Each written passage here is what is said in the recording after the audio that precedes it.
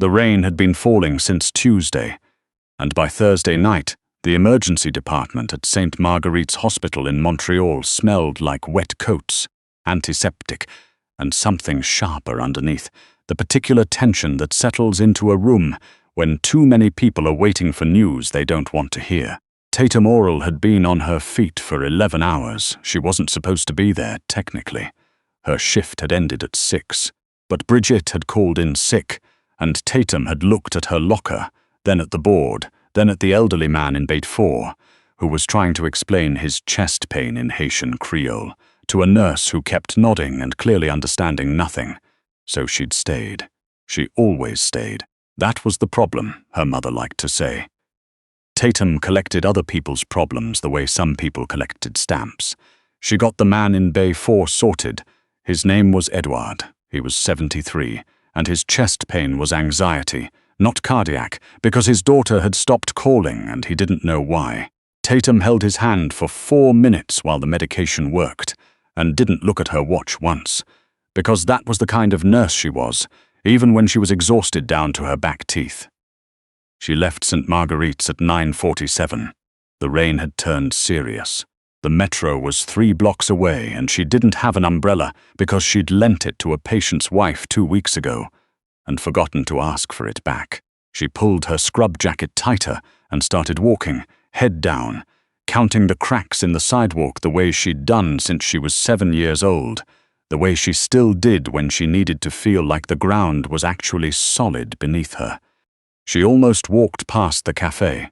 She would have, if the door hadn't swung open at exactly that moment and released a wave of warm air that smelled like cardamom and burnt sugar.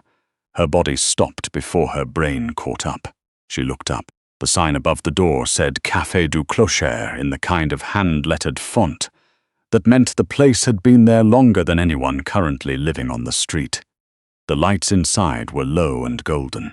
Through the fogged glass she could see maybe 4 people, scattered, and a counter with a pastry case still half full. She went in. There was a table by the window, small and round, the kind designed for 2 people who like each other very much or one person who needs to disappear for a little while. Tatum took off her wet jacket and sat down and ordered a mint tea from a teenager who looked like she was doing homework behind the counter. The warmth settled into her shoulders slowly, the way warmth does after you've been cold for a long time. She didn't notice the man in the corner until she looked up from her phone. He was sitting alone at the largest table, the one that could seat 4, positioned with his back against the wall and a direct line of sight to both the front door and the kitchen entrance. He had a laptop open in front of him that he wasn't looking at. He was looking at her. Tatum looked back down at her phone. This was Montreal, November, almost 10 o'clock on a rainy Thursday. People stared. It didn't mean anything. She looked up again. He was still watching her, not the way men sometimes watched women in late-night cafes, which she'd learned to recognize and had 11 different responses to, depending on her energy level. This was different. It was the way you watched something that didn't fit the picture. The way her eyes had gone immediately to the cardiac monitor when the numbers had been off by a fraction this morning. Assessment, not interest. She picked up her tea and walked over to his table. She told herself afterward that she'd done it because she was tired, and the chair across from him looked more comfortable than her own, and there were no other 4-person tables available. And this was the kind of thing she did. She told herself a lot of things afterward. "Do you mind if I sit here?" she asked. "Just for a few minutes. My feet are asking me not to walk back across the room." He didn't answer immediately. He looked at her with very dark, very still eyes for long enough that a different person might have apologized and retreated. Tatum had spent 4 years in emergency nursing. She had learned how to wait. "Sit," he said finally. His French was Quebec accented, but underneath it was something else, Eastern European maybe, or maybe she was projecting. She sat. She wrapped both hands around her tea mug and looked out the fogged window at the rain and felt for the first time in 11 hours the particular relief of having nowhere to be and nothing to fix. "Long day," he said. She looked at him. Up close it was hard not to notice.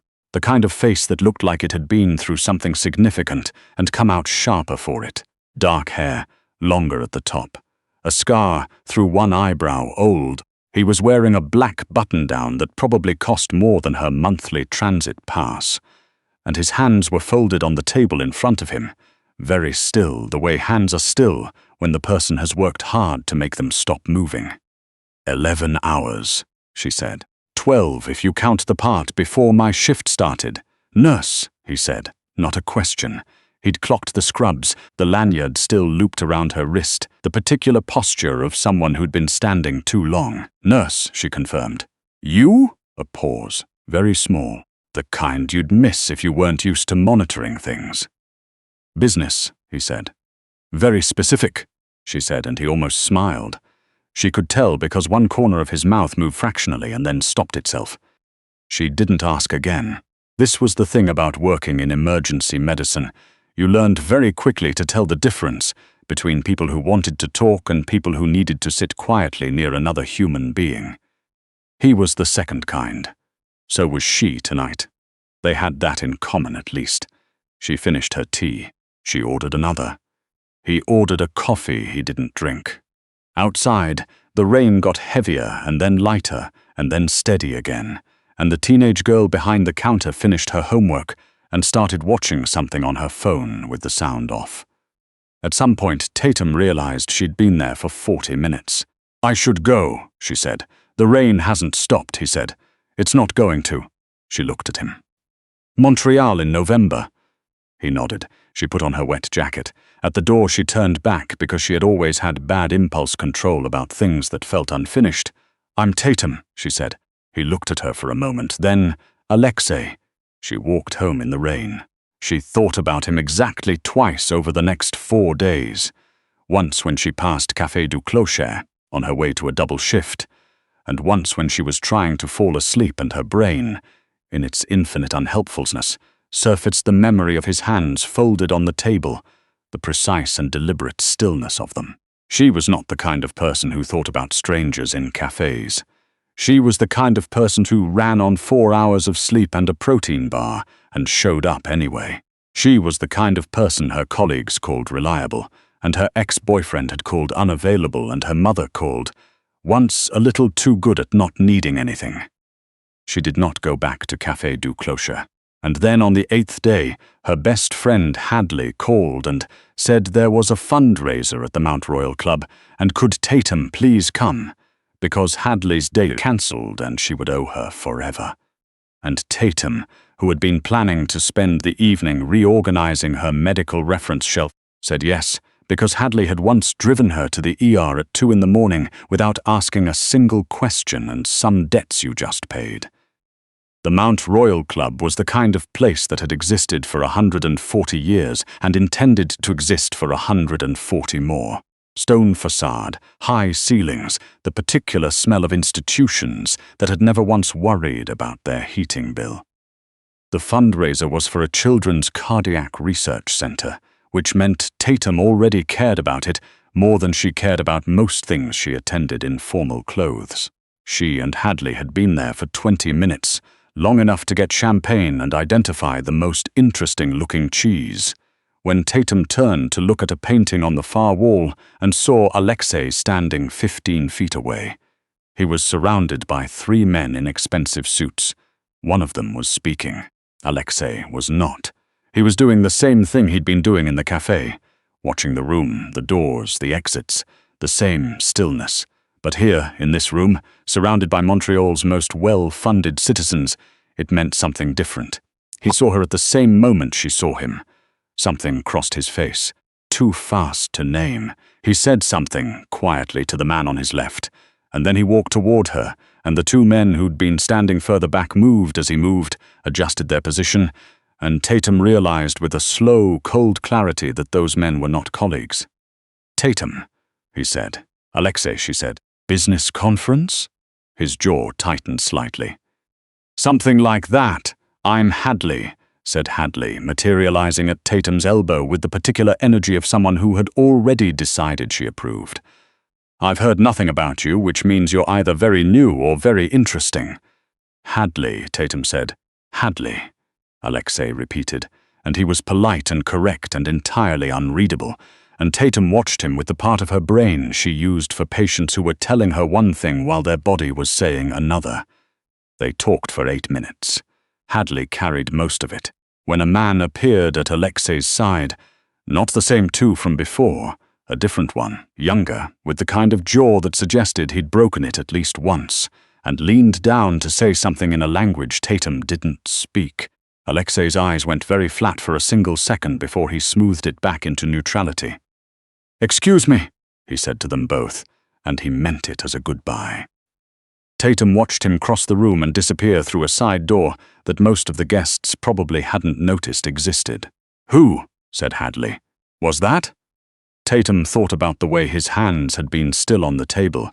She thought about the two men adjusting their positions when he walked. "Someone I met in the rain," she said. She didn't sleep well that night. She pulled his name up on her phone the next morning, drinking coffee in her kitchen in the grey November light. Alexei Bukov. It wasn't a common name in Montreal, but it wasn't impossible either. She got 3 pages of results. The first result stopped her. Alexei Bukov, son of Pyotr Bukov, the Montreal-based businessman, whose extensive holdings in real estate and private logistics had made him one of Quebec's most quietly powerful figures until his death 14 months ago, under circumstances that 2 separate investigations had called inconclusive. She read the article twice. Then she read 4 more. Then she put her phone down and stood at her kitchen window for a long time looking at the street below, where her neighbor was arguing with a parking meter, in the way that people argued with things that weren't going to change. She knew what inconclusive meant. She worked in emergency medicine. She knew what it meant when the official answer was the one nobody was fully committing to. She also knew that none of this was her business. She went to work. She had a 17-year-old with a broken wrist, and a 60-year-old with uncontrolled hypertension, and a woman who'd fainted on the metro and woken up terrified, and Tatum focused on all of them completely.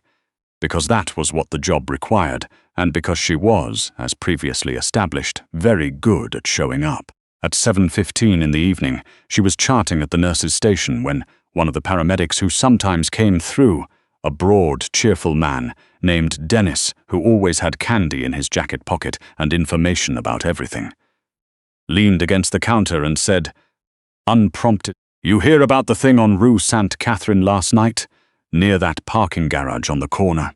"No," she said, not looking up from her chart. "Shot fired," Dennis said. "No body, but blood on the concrete. Police are calling it inconclusive." She looked up. Dennis had already moved on, was already talking about something else. But Tatum sat with the word for the rest of her shift, turning it over the way you turned over a diagnosis that didn't quite fit the symptoms, knowing the discomfort meant something, not yet knowing what. She went back to Café du Clocher on a Saturday. She told herself she was going for the cardamom tea. She was not. She was going because she was the kind of person who noticed when numbers were off by a fraction and couldn't leave it alone until she understood why. He was there. Not at the corner table this time. He was at the counter talking quietly to a woman Tatum hadn't seen before, 60 or so, silver hair pulled back, the posture of someone who had given orders for a very long time. They stopped talking when Tatum came in. The woman looked at Tatum with dark, assessing eyes, and then looked at Alexei, and something passed between them too quick to catch. Tatum ordered her tea and sat down. Alexei came to her table 3 minutes later. "You came back," he said. "Good tea," she said. He sat down without asking. She noticed he positioned himself facing the door again. "The woman you were talking to," Tatum said. A pause, longer this time. "My aunt," he said. "Margot." The silver-haired woman had left through the back without Tatum seeing her go. "Alexei," Tatum said. She looked at him directly. "I looked you up." His expression didn't change. That was, she was learning how she knew it had landed. "People do," he said. "The articles about your father. People write many things," he said. "Most of them incomplete." "Incomplete," she said. The same word. Inconclusive. She thought about Dennis and the parking garage. She thought about the two men adjusting their positions. She thought about the specific quality of stillness that wasn't calm. That was something else. Something held back, held in, managed. "Are you in danger?" she asked, because she was a nurse, and that was the question, ultimately, that she was always asking. He looked at her for a long time. Outside, a car went past slowly, and without being obvious about it, his eyes tracked it through the window until it was gone. "Nothing that concerns you," he said. "That's not a no," she said. Another pause. She had the feeling that not many people pushed back on him. She had the further feeling that he found it not unwelcome. His jaw did the thing where it tightened and then released. "My father's business had partners," he said finally, very quietly. "Some of those partners are unhappy with how certain things were distributed after his death. They have made this known." "Made it known," she said. "Like the parking garage on Rue Sainte-Catherine." He went very still. "Where did you hear that?" "I work in emergency medicine in this city," she said. "I hear things." He was silent. Outside, the rain started again, light this time, barely a mist against the windows. "You should stay away from me," he said. Not a threat. She'd heard threats. This was something else, a warning issued by someone who understood precisely what they were warning against. "Probably," she said. She finished her tea. She didn't leave. Over the next 3 weeks, it became a habit that neither of them named. She would come in on Saturdays and sometimes on Wednesday evenings, and he would be there. Or he wouldn't. And if he was, she would sit with him and they would talk about things that weren't the thing they were actually talking about. He asked her about the hospital with genuine attention, the way people listened when they'd learned that most conversations were performances. She asked him about his father's business, and he deflected with the smooth ease of someone who'd been deflecting his whole life, and she let him. And then asked again from a different angle, because she was stubborn and she couldn't help it. She learned things in increments, that his father had run a logistics empire that was legitimate on paper, and considerably less so underneath. That 3 families had operated in loose confederation under Pyotr Burkov's authority, and since his death, that authority had fractured. That someone, Alexei called him only the Sobieski problem, had decided the fracture was an opportunity and had been systematically applying pressure to everyone Pyotr had left behind, including Alexei, who had inherited not his father's business but the considerable target painted on his father's back. "You're not running it," she said, one Wednesday in December. "The business?" "No," he said, "but you're still being treated like you are." He didn't answer, which was its own answer. "So, what's the plan?" she asked. He looked at her. "Most people, when I explain my situation, suggest I leave the city. I'm not most people," she said, "and leaving the city doesn't fix it, it just exports it. I see that in the ER all the time. You move the problem moves with you." She looked at him. What would actually fix it? He was quiet for a long time. Long enough that the café around them filled up a little and then quieted again. "Proof," he said finally, "of what the Sobieski group has been doing. To my father, and since, if it existed, documented, verifiable in the right hands, the other families would have no reason to back them. They back them now because they're afraid and because they think Sobieski has leverage." "Remove the leverage. Remove the problem," she said. "In theory. So the proof doesn't exist yet." "It exists," he said, "in the office of a man named Hartley Crane. He was my father's accountant for 12 years. He left after my father died.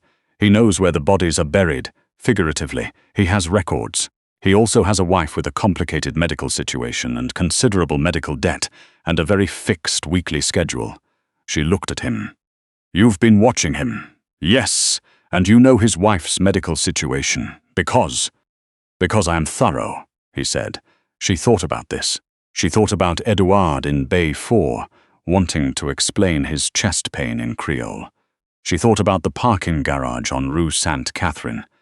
She thought about the particular way Alexei looked at the door when it opened, every time, and what it must be like to live inside that level of vigilance. "His wife," she said. "What's her situation?" He told her. It was a legitimate condition, managed but complex, the kind that required careful coordination of medications and regular monitoring. The kind that a good nurse would understand better than almost anyone. "She comes to St. Marguerite's," she said slowly. Not a question. "Outpatient cardiac clinic," he said. Tuesdays at 2. She looked at him for a long time. "You're not asking me to do anything," she said. "No," he said, "but you're telling me this, yes, because you know I'm going to work it out anyway." A long pause. "Because," he said very quietly, "you are the most observant person I have met in a very long time, and I have met many people whose survival depended on their observation, and I thought—" He stopped, started again. "I thought perhaps you deserved to understand what you had walked into in that café in the rain." Tatum was quiet for a moment. "What I walked into," she said, "or what walked into me?" His jaw tightened, released. "Both." She looked out the window at the December dark, the streetlights haloed in the light snowfall that had started an hour ago. The first snow of the year, dry and fine, settling on everything. "Tell me about Hartley Crane's wife," she said. "Medical history, everything you know." His name was Hartley Crane, and he was 61 years old and deeply unremarkable in the way that made him remarkable. The kind of man who stood in rooms full of very large problems and was never quite looked at directly.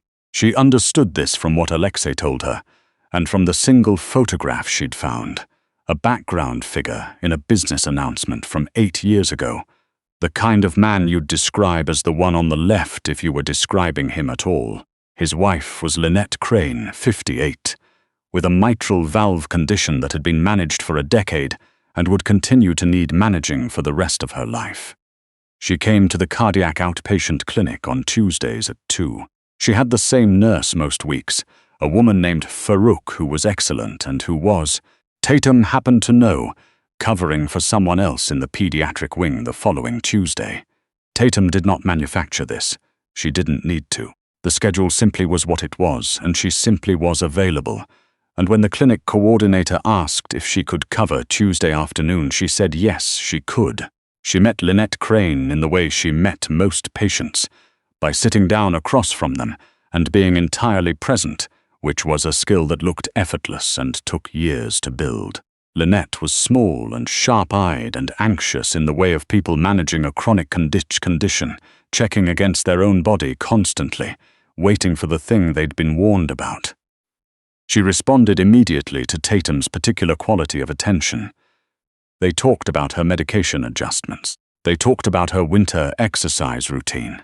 And then, because Tatum was very good at this, they talked about stress, the kind that sits on the chest, the kind that disrupts sleep.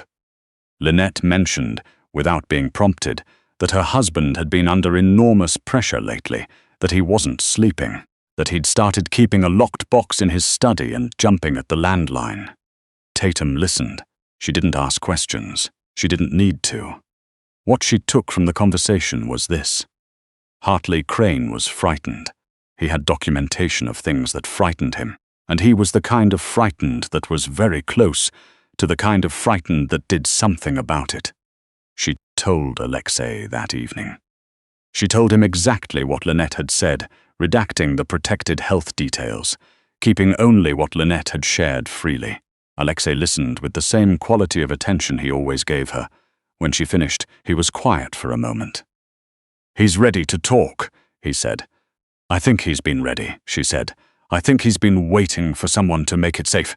We can make it safe," he said.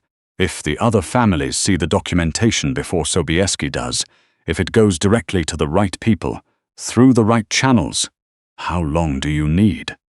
3 days, he said, to arrange the meeting, to be certain the right people are in the room when the documents arrive. She nodded. She looked at her hands on the table, a nurse's hands, capable and unhesitating. She thought about Lynette Crane and the locked box and the husband who wasn't sleeping. "Be certain," she said. "Not almost certain." "Yes," he said. "The 3 days passed in the particular way of days that you know are significant, but cannot tell anyone about." She worked her shifts. She checked in on Edouard, who was doing better, whose daughter had called. She stood at the window of the hospital at night and watched the St. Lawrence in the dark below the city, black water, very old. On the 4th day, she got a text from a number she didn't recognize that said only, "It's done." She knew it was him. She texted back, "Safe?" 3 minutes then. "For now." "Yes," she exhaled. She didn't know she'd been holding it. 2 weeks later, she was at the café, A Saturday, regular as weather, when he came in and sat down across from her and looked different. Not lighter exactly, more like a weight that had been held in a specific position for so long it had changed the posture. And now it was gone, and the body was slowly remembering how to stand up straight. The Sobieski group is being looked at, he said, by several parties simultaneously, officially, in some directions, in others less formally. He looked at her. Hartley Crane is in a safer position than he's been in years. His wife, he paused. He was the one who reached out. Once the meeting was arranged, he walked in himself. I know, she said. Lynette came in Tuesday. She seemed different, lighter. He was quiet for a moment. Then, you noticed that? I notice things, she said. He almost smiled. The same fraction as the first time, but this time it continued a little further before it caught itself. You do, he said. The café was warm. Outside, the December snow was coming down seriously now, the kind that settled and stayed, the kind that turned Montreal into something that looked like a painting of itself. She wrapped her hands around her tea. What happens now? She asked. For the business, it stabilizes. It takes time. There are things to untangle. He looked at her. For me, for you, she said. There are still people who remember my father and don't yet understand that I am not him, he said. It takes time to establish what you are, separate from what you came from. She thought about this. She thought about being 22 and starting her nursing training and having her mother say, "Your grandmother was a nurse too, you know," in a tone that was pride and preemption all at once. The weight of being the continuation of something. That's not so different from anyone else, she said. He looked at her. Isn't it? Not a question, she held his gaze. No, she said, it isn't. Everybody's working out who they are after who they came from. It's just that most people's version doesn't involve men with locked boxes and parking garages. The almost smile again. Fewer bodyguards in the average version, I'd imagine. Significantly fewer. He reached across the table and covered her hand with his for a moment. Just a moment. The way you did when words weren't landing correctly and something physical had to carry it instead. His hand was warm. The deliberate stillness of it was different now, not managed, just. Settled, thank you, he said. Tatum. She looked at him. She thought about the rain, the first night, the warmth that came in through the door at the exact right moment. I just sat down, she said. Yes, he said. You did. Outside, the snow kept falling. Clean and indifferent, covering the whole complicated city in something simple and white, the way snow always did, as if it knew that everyone underneath needed a moment of it, needed to look out a window and see something that didn't require anything from them, just offered itself quietly and stayed.